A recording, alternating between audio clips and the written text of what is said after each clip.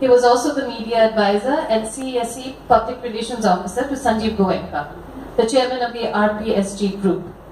Besides branding and corporate communications, he's also been an editor and columnist for various publications, such as the Economic Times, Financial Chronicle, Newswire 18, which is a part of the CNBC TV 18's group, and these are just to name a few.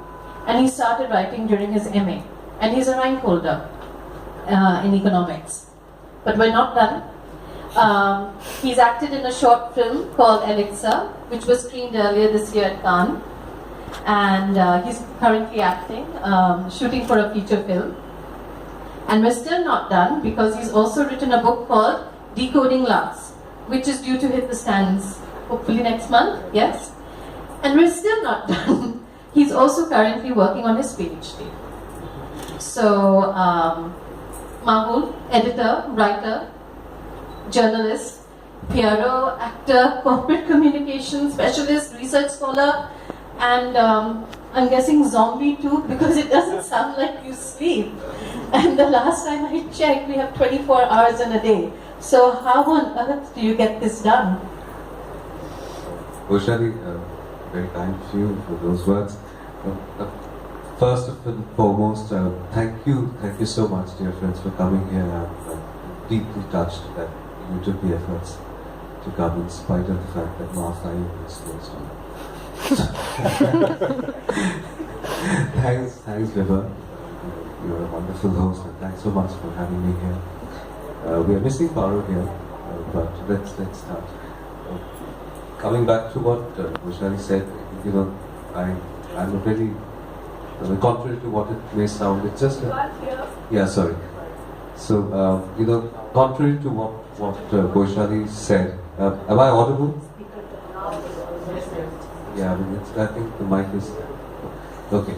So contrary to what Vaishali said, I mean it's just it's just an accumulation of things that I've done in the span of less than a minute. So it sounds a lot. So for me, it's spanned over quite a few years. It's endless. I'm sorry I'm interrupting, but it's endless. So it just sounds a lot because it's an aggregation, it's like a list that she's reading out. But I am a very lazy person, and my dearest friends, and they would know. I hate to go to office every day, and not because of a particular office that I go to, but it's because I just hate to go to office every day. And neither am I enterprising enough to start something online. I mean, I'm very lazy at that. But having said and done everything, God has been very kind, and things have happened, and when they have happened, I have given my 100%. I was a journalist, and I was a journalist for like over a decade. Journalism also happened by chance, so I'd like to share that story with you. I was in Xavier's. I just passed graduation, and I was about to start my master's in Catholic University. And at that point of time, a friend of mine in the canteen said, ET is hiring journalists and all that. So ET is the Economic Times business paper. So he's part of the group now. So ET is hiring, and I needed a job at that point in time, because my dad said that if you're not an engineer, you will not get a job. And post class 12, that has been coming back over and over again. So I just wanted to tell him I would still get a job, and that was the end of it. So I just walked in, and on the day of the interview, and God has been kind. So I was selected by Jojo, who's the currently editorial director of the Times of India. So that's how my journalism started. It was not a passion to become a journalist, but when I started it, I felt so happy being a journalist that I continued being a journalist for the next 10 years. And I loved every bit of it. And I have traveled to cities, I've lived in different cities, worked in different publications, worked in different mediums. So I was in television, I was in Newswire, I was in publication. So in publication, in magazine as well as newspaper. So So it has been a great experience. I was part of the launch team that launched the DNA newspaper. So the launch experience was great. And especially it was launched at a time where the Bombay deluge happened. This is 2005 July. So we stayed in office for days and couldn't go home and all that things happened. And that's part and parcel of life.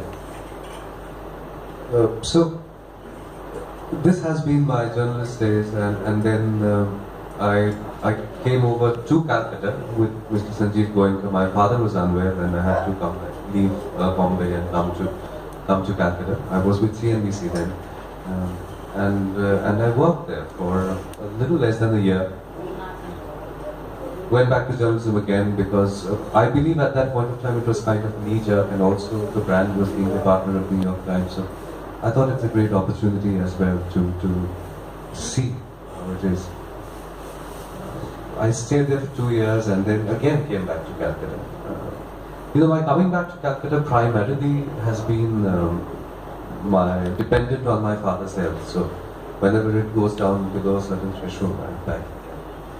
But however, this time, my feeling for Calcutta changed, and for the past 3.5 years rather, I'm in Calcutta, and that's what my dad's doing great. So, and this has been the longest PR journey that I have made with Mr. Harsh Neotia, and then with the Tata Group, with M Junction.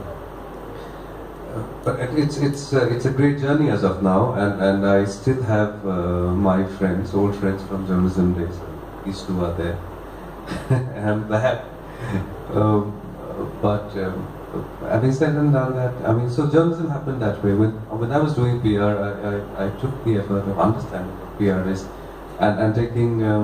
So when I was doing it, I did 100%. So it happened that way. So similarly, when the acting thing came, it was again by chance, and this friend of mine, who's a banker in Delhi, he was into theatre. So he's a person who is into not into acting, more into direction and all that.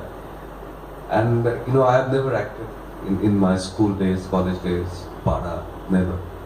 And nothing against it, but just it didn't happen. And he suddenly called me one day and said, "Okay, bhai, I've got the role which suits you completely, and you should do it." I said, "What rubbish?" I'm like this. He said, no, you come over. And he was in Calcutta, and he called me and said, like, let's do an audition, a small audition. And I said, yeah, what the hell, let's do it.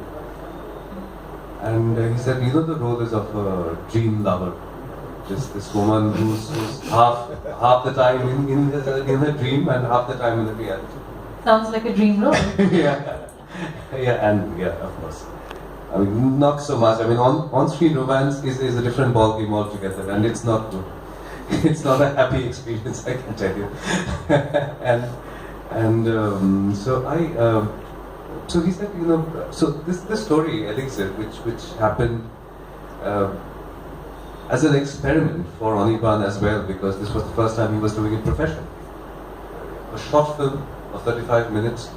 Damini she's a theatre actress. The cinematographer is from Bombay. He's a professional guy, Ravi.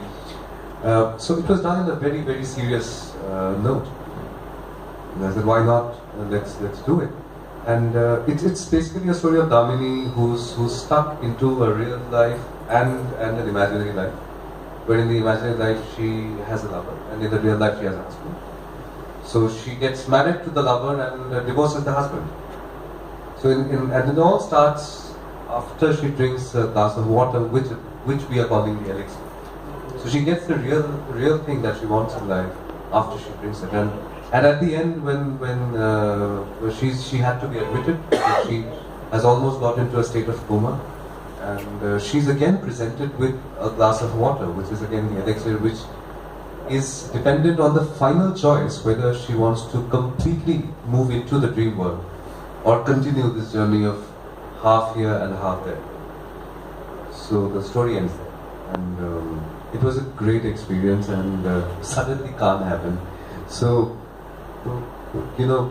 we couldn't imagine that this movie would be selected in the short films category section by the jury, and so we got this letter from the jury that you're invited and your movie will be screened at Cannes Film Festival.